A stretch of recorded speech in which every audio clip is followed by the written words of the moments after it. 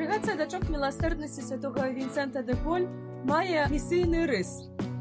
Ад самага пачатку святы Вінцэнт і святая Людвіка высылалі сёстры туды, дзе была патрэба. І яшчэ за жыцця заснавальнікаў у 1652 годзе першыя 3 сястры з Парыжа паехалі ў Варшаву, каб там дапамагаць убогім хворым падчас чумы.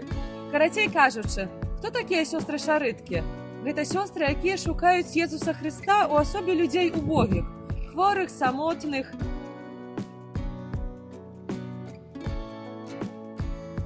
дзяцей.